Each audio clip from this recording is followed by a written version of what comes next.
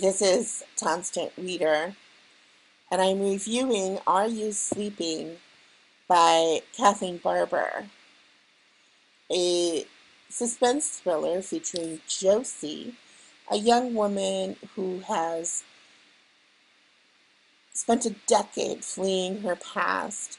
She's found peace and happiness living in New York City with a job she likes at a bookstore and a boyfriend whom she's living with, whom she loves and who loves her. And she's happy. But it all comes crashing down when, on the subway one day, she hears her father's name and discovers that a nationally viral podcast is called Reconsidered, is looking at the conviction of the man who murdered her father and asking, could he be innocent? And so, of course, you discover that Josie's been lying to Caleb. She's told him that she was an only child and that both her parents are dead. And she certainly didn't tell him that her father was murdered. The national um, attention and brouhaha from Reconsidered even reaches into the cult commune where her mother is living.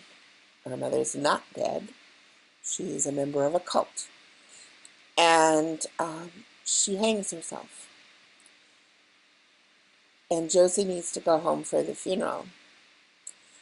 And that brings Josie back face to face with her identical twin sister. The person who witnessed her father's murder and testified against the man convicted of it. This is a story about memory, and it's a story about family. And the stories we tell ourselves about who our family is and how we reimagine our family all the time in ways that comfort us. So Josie's image of her family is a happy family until this happened. But the podcast makes her start to reconsider and to remember her mom's um, ups and downs and what clearly seems to be a form of bipolar disorder or depression that's untreated and undiagnosed and had a profound impact on the children. And we also, Josie re-examines and rediscovers some unknown truths that maybe should have been obvious to her, but weren't because people comfort themselves. The reason you learn for the estrangement is that her sister stole her boyfriend in a particularly awful way, and it broke her heart, and she's had nothing to do with her sister since.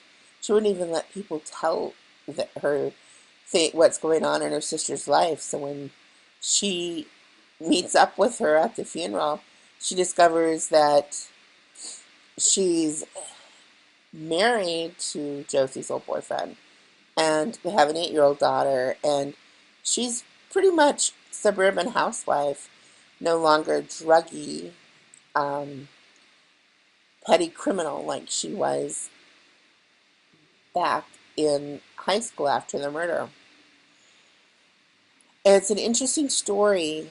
There's enough doubt and enough possibilities that you wonder, is it possible that her sister was the murderer?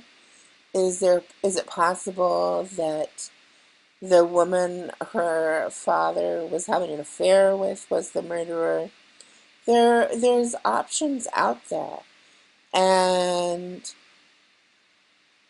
the truth comes out eventually, and it's satisfying and it's fair, and it's an emotionally affecting story.